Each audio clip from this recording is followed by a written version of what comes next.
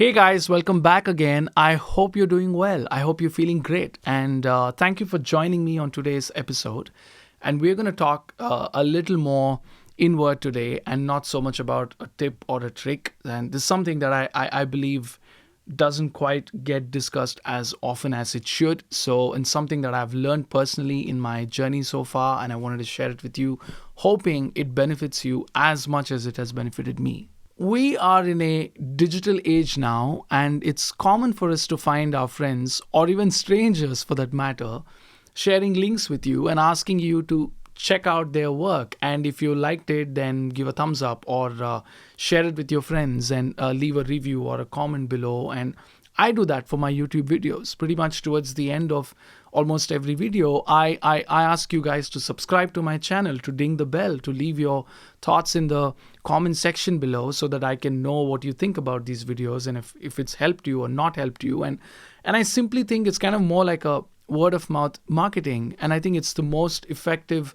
form of marketing that feels more organic in a way and not so hard to do. It's just sharing it with your friends and people around and saying, hey, check it out. And I see that for some people, this is not okay. Like, as in, they've expressed openly on social media platforms that, hey, I don't like people sending me links and asking me to check out their work. So please stop doing it. Like, don't get into that thing. I hate it. And some don't mind doing it. Whereas for some people, it's even their profession to go and review others' work. But irrespective of which side of the fence that you find yourself, one thing that you and I can't avoid is negative feedback. I mean, if you're a creator of some sort, you're making songs or you're painting or whatever it is that you do, or you're in a band like me and you share a co-writing relationship with all your bandmates, then it's hard to completely negate or avoid negative feedback. I mean, somebody might say they don't like your band, they don't like your songs, they can't believe how you made it so big. I mean, did you see what they did at that particular gig on that stage? Oh man, I couldn't believe this. All kinds of things are going to fly. Or you may just disagree with an idea that somebody within your band presented and it doesn't get taken too well, because quite honestly, it hurts. And it can become a really deep thing and create a huge impact. And honestly, it doesn't have to be so. Thank God, like really, I found out that there's a much better way to deal with this rather than sitting and brooding and going into that rat hole of thinking, oh my God, I got this comment. And that's the reason I wanted to make this video and share my thoughts with you so that it helps you get through this and don't have to necessarily sink into that rat hole yourself. Firstly, I have come to believe that your work does not have to define you. And similarly, my work doesn't have to define me. It is an expression, and it's great as long as it remains that. Our expression, of course, comes out of a certain belief, something that we deeply believe in, or something that has impacted us, or we have a strong opinion about, and we feel this deep sense or urge that I need to voice this out, and I just want to get it out of me, and then you write about it, or you sing about it, and you express it. And that's great, that's fabulous.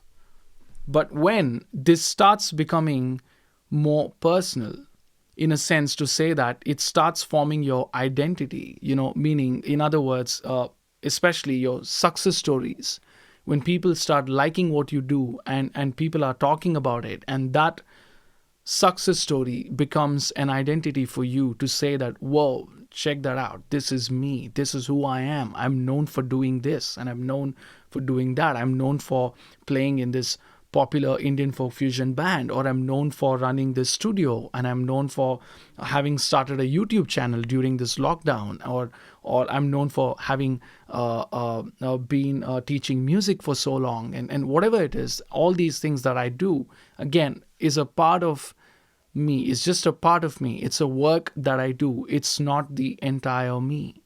The moment these things starts defining me, it takes us to a really dangerous place, because all it takes is maybe sometimes one or two comments to really turn that world upside down.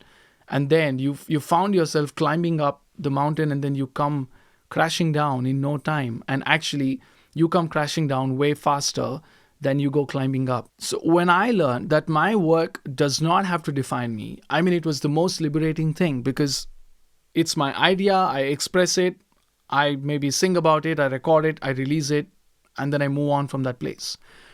And after a while, in all likeliness, if I find myself not believing or feeling the same way about something that I wrote about a few years back, it's perfectly fine. The song is still there. People can still listen to it. I can't undo that. I can't erase it. But it's just a piece of work. It's something that I felt back then. It's a snapshot of how you were feeling or what you felt at that given point in time. And you recorded that and you shared that. And then you moved on. And now you feel differently. Now you're recording different things and you're sharing different things. And that's what it is. And when my work doesn't define who I am, it doesn't become my image. It doesn't become something that I use to explain or to think for myself what I am all about. And I think it's a beautiful place to be in. And it's really liberating.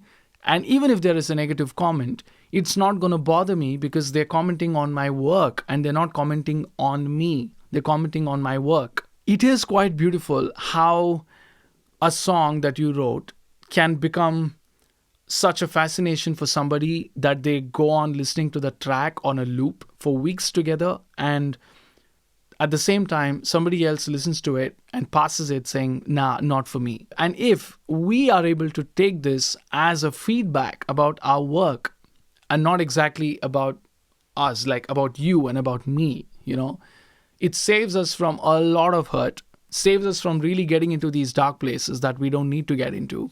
And it really helps us move forward and write more and keep our focuses on the positive side of writing and expressing, rather than worrying about what are people actually saying about it, or how are people feeling about this. It's like you get a comment that you don't like. It doesn't make you feel really good reading that comment, and you brush it off saying, okay, they don't like my work, and that's fine, because there are so many more who like my work, and you look at the positive side and you just move from there. It's fine if somebody does not like your work. It's perfectly cool. And this shift is not going to happen easily. It's not going to come naturally. It needs practice. It needs a conscious effort of trying to think in that way and not going back to falling into that, oh my God, somebody wrote this comment about me, and make my day all about this comment. The rest of this day all about this comment. It takes practice to get out of it, and really benefits if you can do that. So the biggest question to answer here is, what is it that defines you? Where do you get this unshakable identity from? And that, I believe, is the answer to a lot of these things. And if your identity is going to be on your work, the music that you make, like in my case, or the people around you who praise you for everything that you do and who think you're the coolest guy on earth, and or even the people who who think you're a mistake probably. If your identity is going to be on any of these, then chances are it's going to shake one day, and it's not going to be the most firm thing. Thankfully, I found my identity in the Bible, and that really helped me. So I recognize myself as the child of God, as the Bible explains it. And my identity is that. So go ahead and name me whatever you want to name. But I find it so liberating to say that, hey, this is what I am. This is who I am. And then everything else that I'm doing is just a part of me. It's a work that I do. There is nothing you can do on earth that can shake this identity of mine, because you can't shake him. You can't snatch this identity. There's nothing that you can do, to snatch that. And that remains unshakable for me. Suppose there is some kind of like a technological apocalypse that you find yourself in. And let's say something happens like they show in these Hollywood movies, and all of a sudden all the work that we have done, which is stored on either a cloud service or hard drives or whatever it is that we rely on so much, and we treat it like precious gold, gets erased, like everything just wiped clean. Now what happens? Are you going to be like, I'm done, I'm finished, all my work is gone? Or are you going to be like, this sucks, I lost all the hard work that I put in for so many years, but hey, I'm not done yet. There is so much more that I can do. I'm going to start again, and I'm going to do or create more things. And So are you going to be stuck because your work is gone and you consider that you're finished? Or are you going to be like, hey, it's fine if my work is gone, I can find a way out of this? The reason that I bring this up is because when I interact with my friends or musicians or students or even upcoming bands that interact with me or share a link and ask me to check out their work or whatever, one of the things I see is that they are so consumed by their work, by their music. And I think it's worse for overnight successful bands. I think like bands who suddenly shoot up out of nowhere and become the talk of the town. Guys, it's, I don't know, I think it's worse for them really, because all of a sudden they had nothing and now they have like a lot, and all of a sudden they're just like, they're so overwhelmed and they soak in everything, and then if in a moment they lose it, I think it's not going to go too well. I really do care about this enough to share it this way, and I'm really grateful that I have this platform, such as my own YouTube channel, to be able to talk about it and share it with you guys. And I really hope that it benefits you.